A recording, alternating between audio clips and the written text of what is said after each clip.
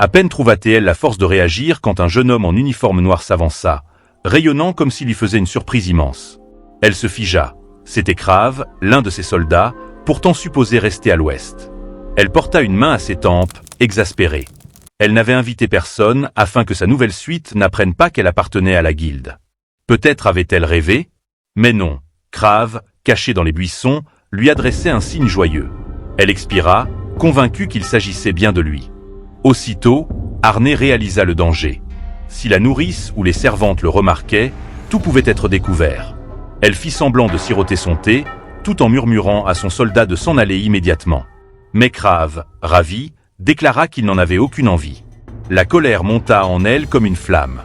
Elle bondit, frappa du plat de la main sur la table et menaça de le chasser elle-même. Elle s'apprêtait à lui donner une correction lorsqu'un frisson la traversa. Une aura puissante venait de surgir derrière elle. Arnay fronça les sourcils, déconcerté. Elle voulut se retourner vivement, mais son pied se prit dans son ample robe. Sa cheville se tordit, une douleur vive ralentit ses réflexes. Elle bascula en avant, mais ne toucha jamais le sol. Une main ferme soutint sa taille, l'arrêtant net. Elle leva les yeux. Cassian, son mari, la tenait contre lui, un sourire doux au coin des lèvres. Arnay rougit violemment. Elle comprit que l'aura perçue n'était autre que la sienne. Étrangement, elle l'avait ressenti cette fois, alors qu'auparavant il lui avait semblé imperceptible. Un doute la traversa. Possédait-il, lui aussi, des pouvoirs? Et si c'était le cas, ne finirait-il pas par deviner qu'elle était en réalité maître d'armes? Le duc, quant à lui, l'observa avec un sourire malicieux, incapable de détourner son regard. Elle lui faisait l'effet d'un chaton ébouriffé, fragile et farouche à la fois. Ses mains restaient posées sur sa taille, caressant légèrement le tissu de sa robe. Il lui demanda ce qu'elle faisait là, l'air inquiet. Les domestiques, gênés de troubler l'intimité des jeunes époux, se retirèrent rapidement. Arnay déglutit, nerveuse. Elle tenta de trouver une excuse, mais ne trouva rien de mieux qu'un rire forcé, affirmant qu'elle ne faisait rien. Craignant qu'il remarque Crave, elle détourna la conversation et lui demanda avec un sourire pourquoi il était venu. Les yeux bleus de Cassian s'adoucirent. Il lui demanda si les présents lui plaisaient. Arnay, surprise, se rappela qu'elle n'avait même pas touché au coffret. Ensemble, ils contemplèrent la montagne de cadeaux.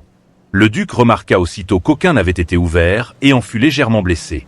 Arnay, consciente du malentendu, posa vivement la main sur l'un des coffres et assura, avec un sourire lumineux, qu'elle adorait tout. Son rire nerveux trahissait pourtant son malaise. Cassian serra les poings en silence, déçu. Il avait l'impression que ses efforts n'avaient aucune importance pour elle. Derrière eux, dans les buissons, quelque chose bougea de nouveau, laissant entrevoir la chevelure rouge de Crave dissimulée parmi les feuillages. Le duc fronça les sourcils en entendant un bruissement, bien différent du souffle du vent dans les feuilles. Il se retourna brusquement, et la voix de la duchesse Rosalia s'éleva depuis la sphère magique. Radieuse, elle annonça qu'elle désirait depuis longtemps rencontrer son gendre. Arnay, déglutissant, réalisa soudain que sa mère assistait depuis le début à toute la scène. Cassian s'inclina devant l'image et se présenta avec politesse à la comtesse Brilly, au grand embarras de sa fille qui n'en revenait pas. La duchesse Rosalia sourit, comblée, et s'empressa de vanter son gendre. Arnay, selon elle, avait une chance inouïe d'avoir un mari si beau. Elle ajouta que sa fille, par sa propre beauté, était digne d'un tel duc. Elle loua ensuite l'éloquence de Cassian, prête à multiplier encore les compliments. Mais Arnay, exaspéré, coupa court. Elle tendit la main et éteignit la sphère avant que sa mère ne termine, songeant qu'il lui fallait au plus vite se débarrasser de cet objet. Rouge de honte, elle s'excusa, mais Cassian répondit avec un sourire que cela n'avait rien de grave, et qu'il trouvait sa mère charmante. Arnay le regarda avec scepticisme, arquant un sourcil, incapable de supporter plus longtemps cette conversation centrée sur la duchesse Rosalia. Elle changea aussitôt de sujet et demanda pourquoi il était venu, ajoutant avec douceur qu'elle pensait qu'il devait travailler à cette heure. Cassian, attentif, lui demanda si son humeur s'était améliorée. Dans ses yeux brillait une inquiétude sincère. Le cœur d'Arnay accéléra. Venait-il réellement de s'inquiéter pour elle? Elle se rappela l'épisode de la veille, lorsqu'il l'avait trouvée près de la fenêtre ouverte. Elle comprit que cette image l'avait marquée. Cassian, soudain grave, lui demanda si elle était contrariée par leur mariage. La jeune femme resta pétrifiée par tant de sollicitude. Elle chercha fébrilement une explication. Le duc insista. Si quelque chose la tourmentait, il voulait le savoir, afin de pouvoir l'aider. Mais Arnay, incapable d'avouer la vérité, assura qu'elle allait bien. Ses joues brûlaient de honte. Elle répéta maladroitement que tout allait parfaitement. Cassian s'assombrit, persuadé qu'elle refusait de se confier. Il murmura qu'il comprenait, ajoutant qu'elle pourrait toujours lui dire plus tard, lorsqu'elle en aurait la force. Cette patience inattendue la bouleversa encore davantage. Finalement, il déclara qu'il devait repartir et se détourna. Arnay, saisi d'un élan, craignit qu'il parte avec une idée fausse. Elle se redressa, tendit la main et, avant même d'en prendre conscience, agrippa la manche de son mari pour le retenir. Les yeux bleus du duc s'illuminèrent de surprise lorsqu'il se retourna vers elle. Arnay baissa les yeux, le visage cramoisi, et murmura quelque chose d'accent grave peine audible au sujet de leur première nuit. Cassian, intrigué, demanda s'il avait bien entendu. Ce n'était certainement pas l'explication à laquelle il s'attendait. Rassemblant son courage, Arnay avoua presque en un cri qu'elle avait eu peur. Elle ne voulait pas mourir, seulement fuir quelques instants. Le duc, stupéfait, demanda doucement si elle avait vraiment été à ce point effrayée de leur nuit de noces. Puis, contre toute attente, il éclata d'un rire discret. Arnay resta interdite devant ce changement soudain. Cassian se couvrit aussitôt le visage de la main pour qu'elle n'y voie pas un signe d'irrespect. Mais il déclara qu'elle lui paraissait adorable ainsi, ce qui ne fit qu'accroître la gêne d'Arnay. Il posa alors sa large paume sur son épaule et cette fois, parla avec sérieux, un sourire tendre aux lèvres. Il lui promit que, si elle ne le désirait pas, jamais il ne poserait un doigt sur elle. Arnay écarquilla les yeux. Pouvait-il réellement promettre cela? Cassian, pensif, se dit qu'en un sens elle n'était encore qu'une enfant, ignorante des choses de l'amour. Il porta un doigt à ses lèvres et ajouta que leur accord devait rester secret entre eux. Arnay répéta ces mots à voix basse, surprise. Elle se rappela alors chacun des moments où il lui avait offert son aide, sans jamais rien attendre en retour. Ce comportement lui paraissait étrange, presque anormal. Elle songea qu'il lui faudrait l'observer davantage. Pour l'instant, elle se contenta de sourire, soulagée que le sujet soit clos. De retour à son bureau, Cassian repensa longuement à sa confession. L'image de son visage troublé, de ses paupières baissées sous l'aveu, lui revint avec une précision douloureuse. Il se surprit à sourire. Sa femme ne ressemblait pas à une femme effrayée par ce genre de choses. Alan, qui se tenait non loin depuis plusieurs minutes, restait silencieux. Son maître paraissait perdu dans ses pensées, presque obsédé par cette jeune femme. Cassian, sortant de sa rêverie, demanda ce qui se passait. Le serviteur répondit qu'il n'y avait rien, mais offrit de savoir si le duc avait une mission à lui confier. Cassian, songeur, fit tapoter la plume contre le papier. Puis il déclara qu'il soupçonnait la présence d'un rat dans le château et qu'il fallait le trouver et l'éliminer. Le lendemain, la cour du palais résonna de cris et de jurons. Les domestiques venaient de découvrir le globe magique, brisé, qui servait à Arnay pour communiquer avec sa mère. Elle chuchotait que ce genre d'objet, renforcé par de puissants sortilèges, ne pouvait être détruit par une simple main humaine. Mais Arnay, imperturbable, buvait son thé avec une légèreté nouvelle. Son âme respirait enfin. Elle était lasse de ce globe et de ses conversations pénibles. Profitant d'un moment d'inattention, elle l'avait réduit en éclats. La douce quiétude du thé fut brusquement rompue lorsqu'une voix tremblante s'éleva, implorant pardon. De la foule des servantes émergea une frêle jeune fille aux cheveux flamboyants, couleur de carotte, les yeux noyés de larmes. Elle confessa d'une voix brisée qu'elle portait la responsabilité du précieux ballon magique brisé. Tête baissée, elle répéta qu'elle aurait dû en prendre soin, mieux que cela. La chef des domestiques, une femme aux cheveux gris et au visage sévère, hurla que même 10 vies de labeur ne suffirait pas à rembourser un tel objet. Arnay, troublé par la détresse de la jeune fille, fit signe à Nanny Eva et, à voix basse, demanda ce qu'il adviendrait de cette malheureuse. La nourrice répondit sans détour qu'elle serait chassée, contrainte de payer le ballon et pire encore, interdite de travailler dans d'autres maisons nobles. Alors que les reproches fusaient, Arnay s'éclaircit la gorge. Le silence tomba aussitôt. D'un geste résolu, elle s'avança, incapable d'abandonner l'enfant à son sort. La vieille gouvernante tenta de la rassurer, affirmant qu'elle réglerait elle-même l'affaire. Mais Arnay déclara qu'elle ne pouvait rester spectatrice lorsqu'un tel incident survenait dans son château. Ces mots firent rayonner Nanny Eva. Elle savait déjà qu'elle les rapporterait à la duchesse Rosalia.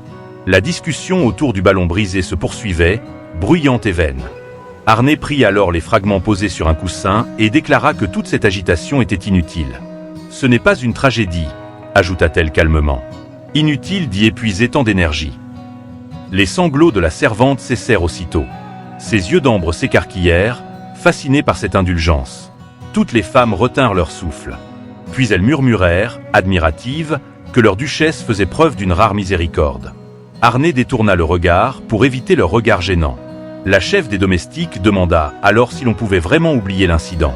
Arnay, esquissant un sourire, répondit que chacun pouvait commettre des erreurs et qu'il suffisait d'acheter un nouveau ballon magique. Elle conclut d'un geste de la main, l'affaire est close. Retournez à vos tâches. Mais la petite rousse s'effondra en larmes, s'agenouilla devant elle et proclama qu'elle la servirait fidèlement jusqu'à la mort. Arnay, décontenancé, tenta de la calmer. La nourrice intervint, révélant son nom, Erika.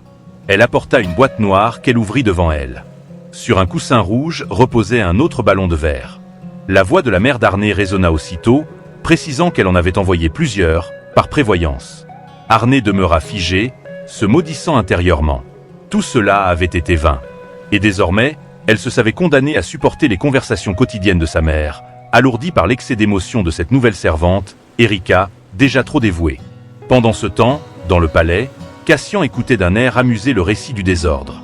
Satisfait que son épouse s'intéressât encore à la vie du château, il se leva brusquement. À la stupeur de ses officiers, il annonça, sourire juvénile aux lèvres, qu'il allait voir sa femme. Puis il claqua la porte, laissant ses subalternes interdits. Allant, son conseiller, s'étonna. D'ordinaire, le duc ne se laissait jamais détourner de ses affaires. Dans le jardin, Arnay tentait de fuir Erika, qui ne cessait de la remercier. Elle se réfugia derrière le tronc d'un arbre, exaspérée d'être sans cesse entraînée dans de telles situations. Soudain, une voix surgit tout près d'elle. Arnay sursauta, persuadé qu'on l'avait surprise, mais se figea aussitôt. Ce n'était pas qui elle croyait. Dans les feuillages se tenait Crave. Elle l'appela, hésitante. Mais ce qu'elle vit la laissa sans voix. Son soldat se tenait devant elle, affublé d'une robe verte à col rouge, d'une perruque écarlate et de lourdes boucles d'oreilles. Crave, radieux, posa ses mains sur ses hanches et déclara fièrement s'être travesti. De l'extérieur, il ressemblait à une dame respectable. Pourtant Arnay, frappé de stupeur, peinait à croire à sa mascarade.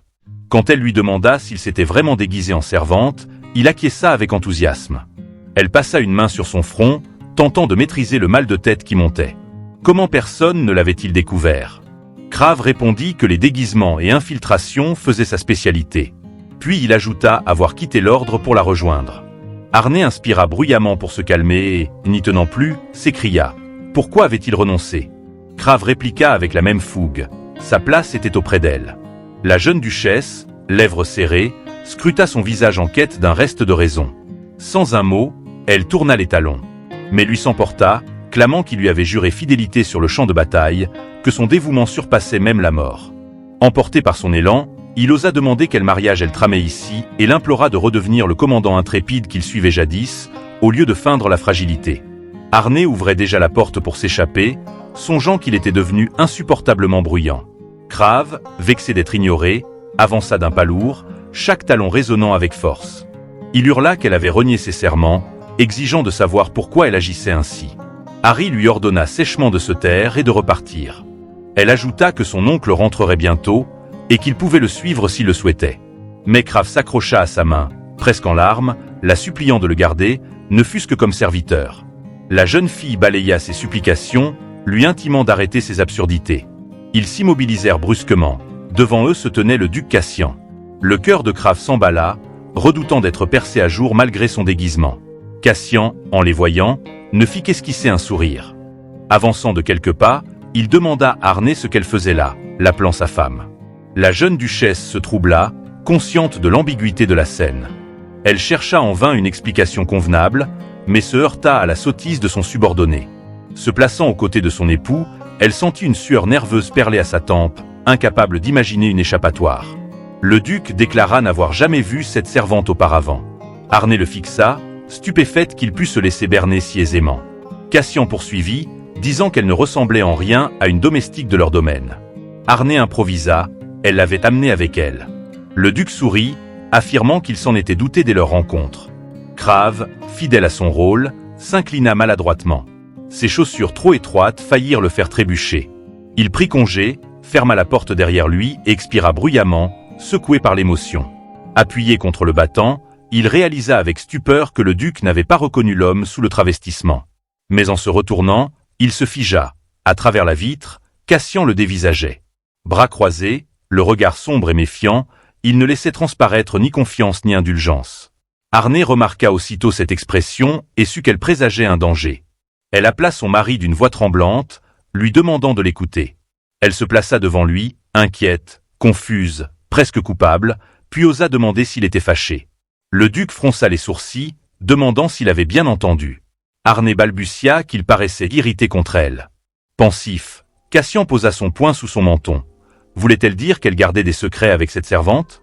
Arné nia vivement, les mains agitées. Son époux esquissa alors un sourire, heureux de la voir soucieuse de son humeur, et affirma qu'il y faisait confiance. Arné expira de soulagement, essuyant la sueur de son front. Arné reprit, demandant si sa domestique lui paraissait étrange, presque trop masculine. Le duc haussa les épaules. Il serait injuste de juger sur l'apparence. La jeune femme baissa les yeux, médusée que le ridicule déguisement de Crave eût réellement fonctionné.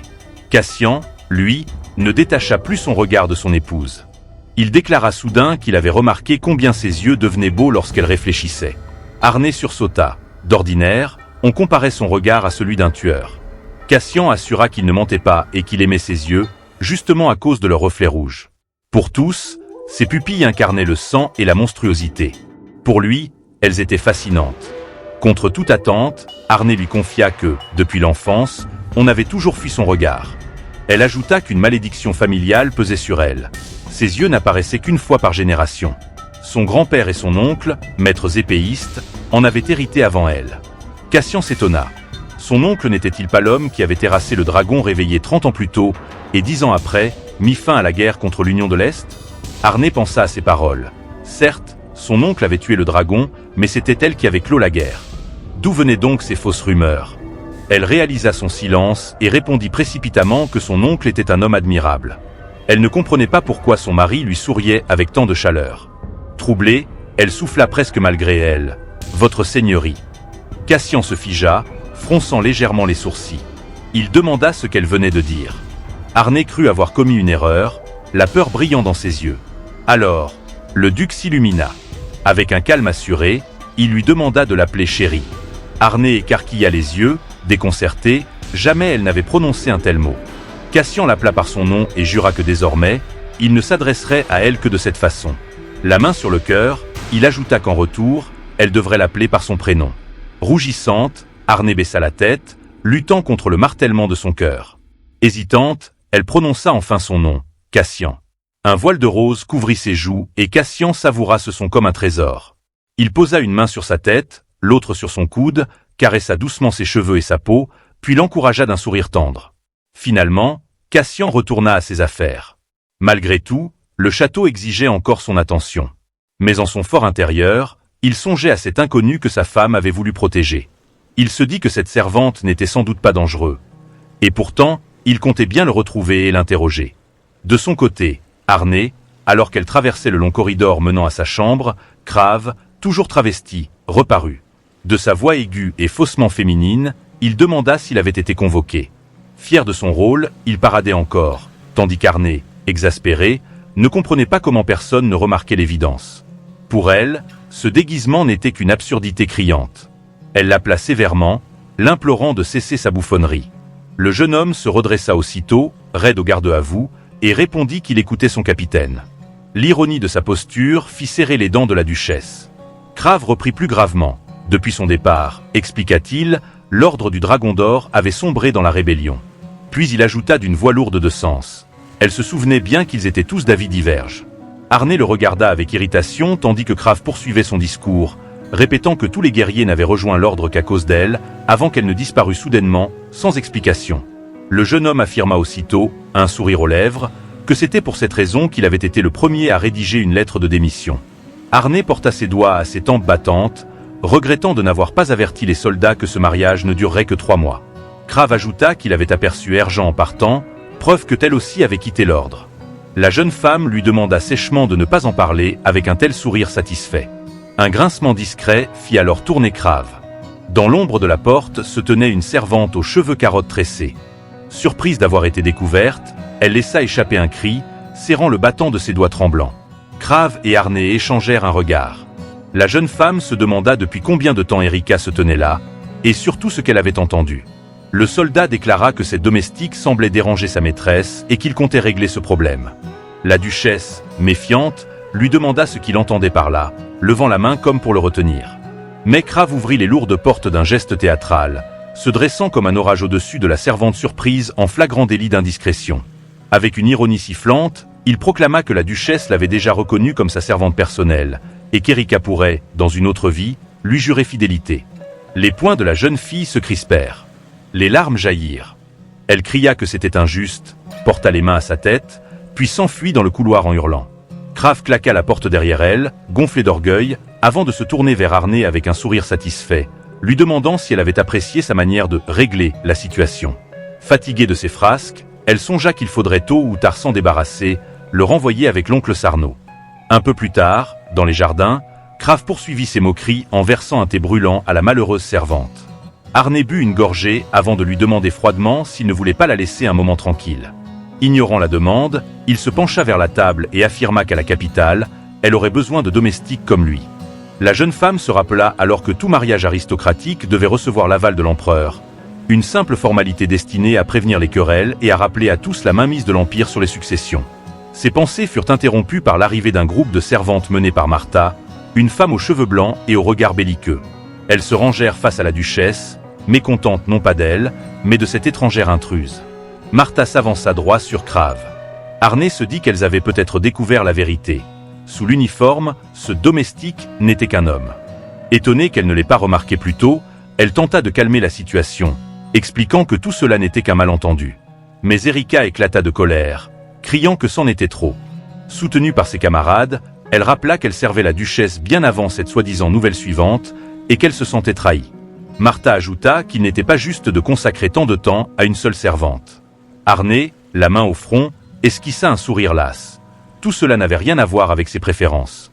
Elle les rassura avec douceur, affirmant combien elle appréciait leur travail et leur fidélité. Ces paroles calmèrent peu à peu les craintes, et les jeunes femmes lui répondirent, presque émues, qu'elles aimaient leur maîtresse plus que tout.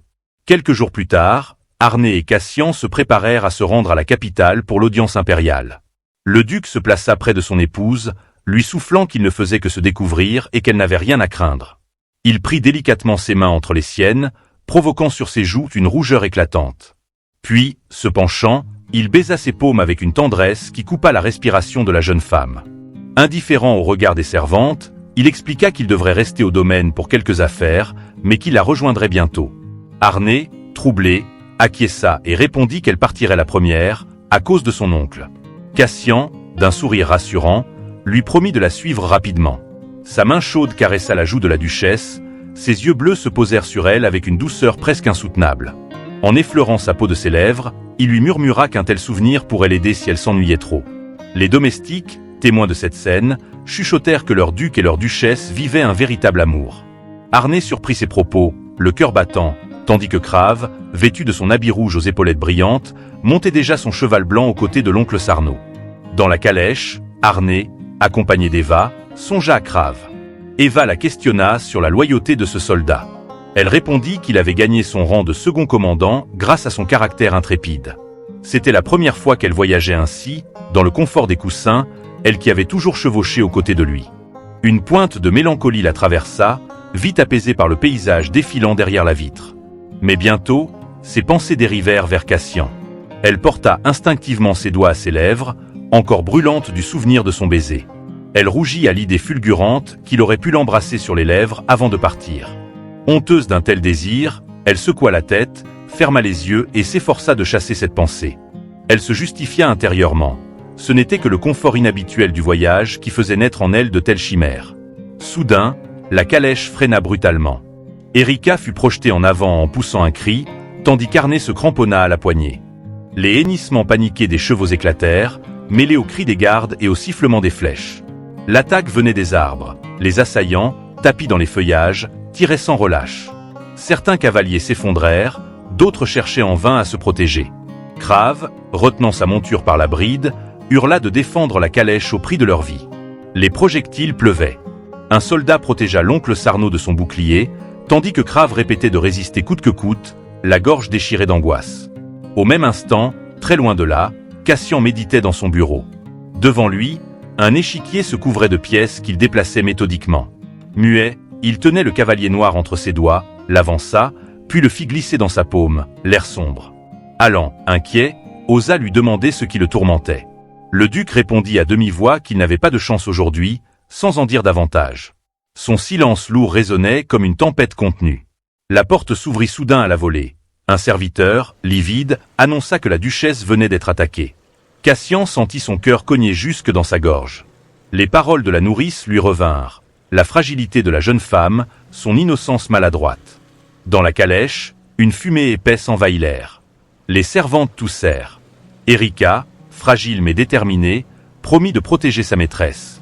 Arné baissa la tête et murmura une excuse.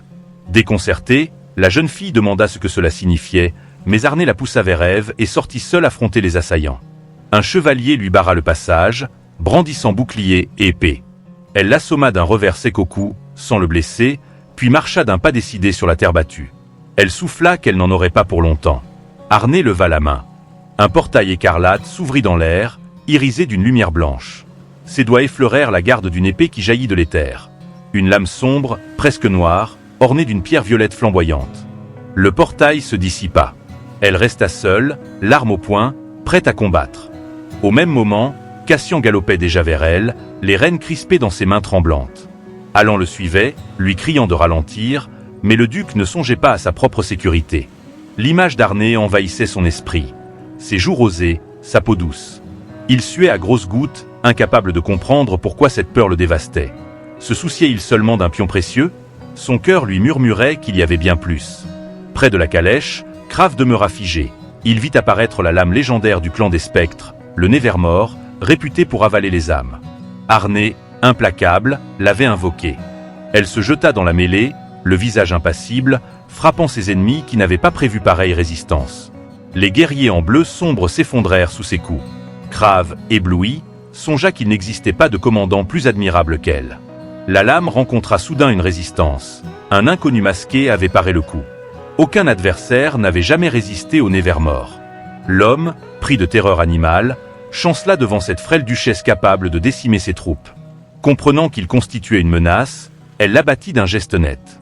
L'inconnu s'écroula à genoux, son sang rougissant la terre. Essoufflé, appuyé sur son épée, Arné entendit l'épée murmurer qu'elle ne l'avait convoqué que pour l'exploiter.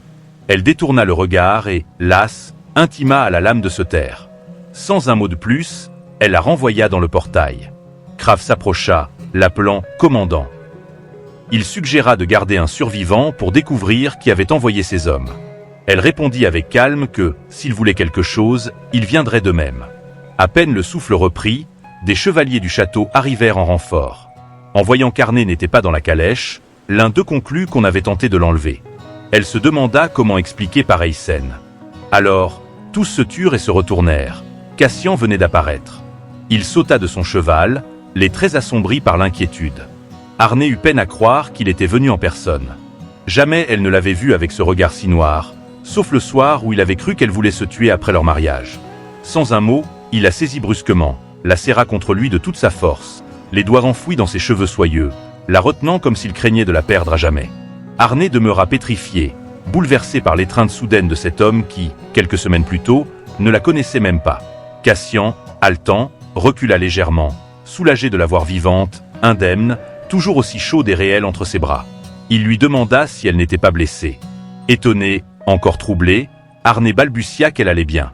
Le duc remarqua aussitôt une éclaboussure de sang sur son visage. Du bout des doigts, il effleura sa peau délicate et comprit que ce sang n'était pas le sien. Il se retourna alors vers le carnage qui jonchait le sol près de la calèche. Des corps, des blessés, des gardes gémissants. Le regard sombre, il demanda à qui appartenait ce massacre. Arné hésita, incapable d'avouer qu'elle était maître d'épée et qu'elle avait elle-même balayé l'ennemi. Son oncle Sarnaud intervint alors, posant les mains sur les épaules du jeune Crave stupéfait, et déclara que tout cela était l'œuvre de ce soldat. Le garçon écarquilla les yeux, incrédule. Merci d'avoir regardé. N'oubliez pas de liker et de vous abonner pour plus de contenu et laissez votre impression en commentaire.